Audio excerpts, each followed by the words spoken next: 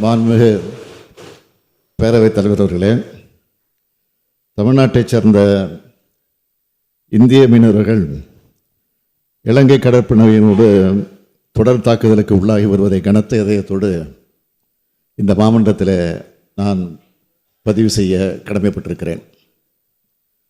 முற்றுப்புள்ளி வைக்க முடியாத தொடர் பேரழிவாக இது அமைஞ்சிருக்கு. அங்கே எத்தனை அரசியல் நிலைமைகள் மாறினாலும் தமிழ்நாட்டைச் சார்ந்த இந்திய மீனவர்கள் தாக்கப்படுவது மட்டும் இன்னமும் மாறாமல் இருக்கிறது. தமிழ்நாட்டைச் சார்ந்த மீனவர்கள் இந்திய மீனவர்கள் தான் என்பதை ஒன்றிய அரசு அடிக்கடி மறந்து விடுகிற காரணத்தால் நான் மீண்டும் மீண்டும் அவர்களை தமிழ்நாட்டைச் சார்ந்த இந்திய மீனவர்கள் என்று அழுத்தமாக சொல்ல வேண்டியதாக இருக்கிறது. கடல் நீர் ஏன் உப்பாக இருக்கிறது? கடல் கடந்து போன தமிழனின் கண்ணீரால்னு பேரறிஞர் அண்ணா சொன்னார். கடல் நீர் இன்று ஏன் சிவப்பாக இருக்கிறது?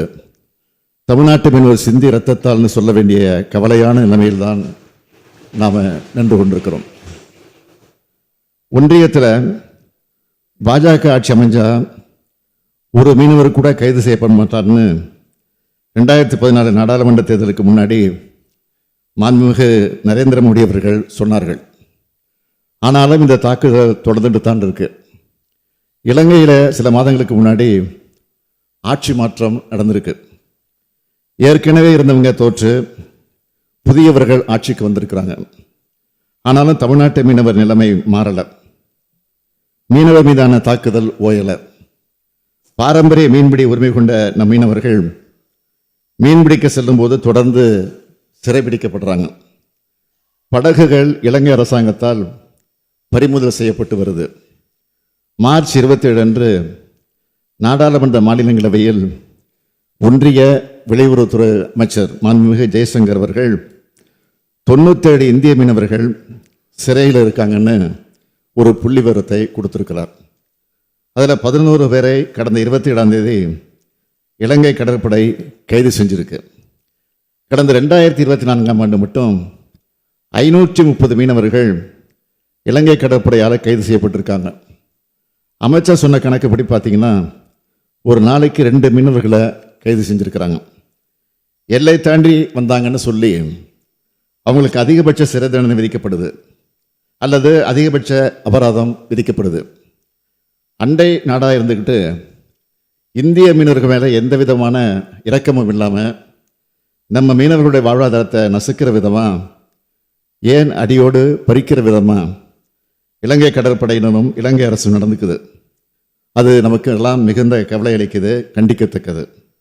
இதனை ஒன்றிய பாஜக அரசு தடுத்து நிறுத்தணும். இந்த பிரச்சனைக்கு தீர்வு காண்றது சவாலாக இருக்குன்னு ஒன்றிய அமைச்சர் ஜெய்சங்கர் அவர்கள் சொல்லியிருக்கிறார்.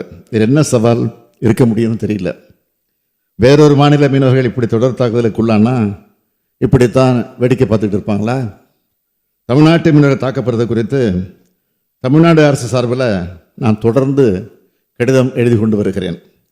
இது வரைக்கும் மீனவர்கள் கைது தாக்குதல் குறித்து 74 கடிதங்களை ஒன்றிய வெளியுறவுத்துறை அமைச்சருக்கும் மாண்புமிகு பிரதமர் அவர்களுக்கும் எழுதியிருக்கிறேன்.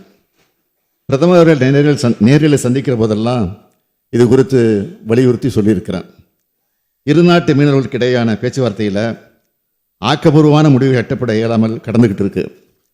கடிதம் எழுதுனா விடுவிக்கிறது, பிறகு கைது செய்கிறதுன்னு இலங்கை அரசோட நடவடிக்கை தொடர்ந்துக்கிட்டே இருக்கிறதுனால தமிழ்நாட்டு மீனவர்களுடைய வாழ்வாதாரம் மிகவும் பாதிக்கப்படுது. மீன்பிடி தொழிலில் பாதிக்கப்பட்டு பாரம்பரிய மீன்பிடி உரிமை கேள்விக்குறியாகி கடலுக்கு சென்றால் பத்திரமாக வீடு திரும்புவார்களா நம் சொந்தங்கள்னு குடும்பத்தினர் மீளா கவலையில் மூழ்கியிருக்க வேண்டிய துயர நிலை ஏற்பட்டிருக்கு. எவ்வளவு காலத்துக்கு இதை சகிச்சுக்கிட்டு இருக்க முடியும்? இது போன்ற சிக்கலுக்கு நிரந்தர தீர்வு காண கச்சத்தீவு மீட்பே மிக சரியான வழி என்பதை இம்மாவட்டத்தின் வாயிலாக மீண்டும் வலியுறுத்திட விரும்புகிறேன். மாண்புமிகு பேரவைத் தலைவர் அவர்களே, கச்சத்தீவு விவகாரத்தை பொறுத்த வரைக்கும் கச்சத்தீவை மாநில அரசு தான் இலங்கைக்கு அளித்தது என்பது போல ஒரு தவறான தகவலை பரப்பி அரசியல் செய்வது அரசியல் கட்சிகளுக்கு வழக்கமாகிவிட்டது. ஆனால் அரசியல் ஆதாயத்துக்காக கட்சிகள் செய்யும் அந்த அதே தவிர ஒன்றிய அரசு செய்வது வருந்தத்தக்கது, ஏற்க முடியாதது. கச்சத்தீவை பொறுத்த வரைக்கும் அந்த தீவை கொடுத்து ஒப்பந்தம் போட்ட போதே முதலமைச்சராக இருந்த கலைஞர் அவர்கள் கடுமையாக எதிர்த்தார்கள். தமிழ்நாட்டு மக்கள் அதை விரும்ப மாட்டாங்கன்னு எடுத்து சொல்லியிருக்கிறார். கச்சத்தீவு இலங்கைக்கு அளிக்கப்படக்கூடாதுன்னு அழுத்த நிறுத்தமாக வாதிட்டு இருக்கிறார். அன்றைக்கு இருந்த திமுக எம்பிக்கள் இரா செழியன், எஸ் மாரிசாமி ஆகியோர் நாடாளுமன்றத்திலே கடுமையாக எதிர்த்திருக்கிறாங்க. அதையும் மீறி கச்சத்தீவு ஒப்பந்தம் 28/6/1974 அன்று கையெழுத்தானவுடன் மறுநாளே, அதாவது 29/6/1974 அன்று அனைத்து கட்சி கூட்டத்தை தலைமைச் செயலகத்தில் கூட்டி இதை கண்டித்து தீர்மானம் நிறைவேற்றி அன்றைய தினமே பிரதமருக்கும் கடிதம் எழுதினார். அந்த கடிதத்தில் I am constrained to express our deep disappointment over the recent Indo Sri Lanka அக்ரிமெண்ட்னு குறிப்பிட்டிருக்கிறார். தமிழ்நாடு அரசின் தமிழ்நாட்டு மக்களின் எதிர்ப்பை பிரதமருக்கு தெரிவிச்சிருக்கிறத இங்கே நான் சுட்டிக்காட்ட விரும்புகிறேன். அப்போவே 21/8/1974 அன்று இந்தியாவுக்கு சொந்தமானதும் தமிழ்நாட்டுக்கு நெருங்கிய உரிமைகள் கொண்டதுமான கச்சத்தீவு பிரச்சனையில் மத்திய அரசு எடுத்துள்ள முடிவு பற்றி இந்த பேரவை தனது ஆழ்ந்த வருத்தத்தை தெரிவித்துக் கொள்கிறது. மத்திய அரசு இதை பரிசீலனை செஞ்சு கச்சத்தீவின் மீது இந்தியாவுக்கு அரசுரிமை இருக்கும் வகையில் இலங்கை அரசுடன் செய்து கொண்டுள்ள ஒப்பந்தத்தை திருத்தி அமைக்க முயற்சி எடுத்து தமிழ்நாட்டு மக்களின் உணர்வுகளுக்கு மதிப்பளிக்க வேண்டும் என்கிறது அரசினுடைய தனி தீர்மானத்தை முன்மொழிந்து நிறைவேற்றினவர் நம்முடைய முதலமைச்சராக இருந்த தலைவர் கலைஞர் அவர்கள்தான்.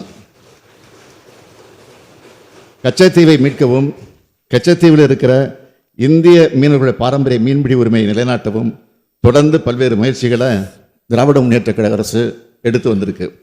கழக ஆட்சியில் இருக்கும் போதெல்லாம் ஒன்றிய வெளியுறவுத்துறை அமைச்சருக்கும் பிரதமருக்கும் கடிதங்கள் எழுதி தமிழ்நாட்டு மீனவர்களோட பாரம்பரிய மீன்பிடி உரிமையை மீட்க வலியுறுத்தி வந்திருக்குன்னு தெரிவிச்சுக்க விரும்புகிறேன்.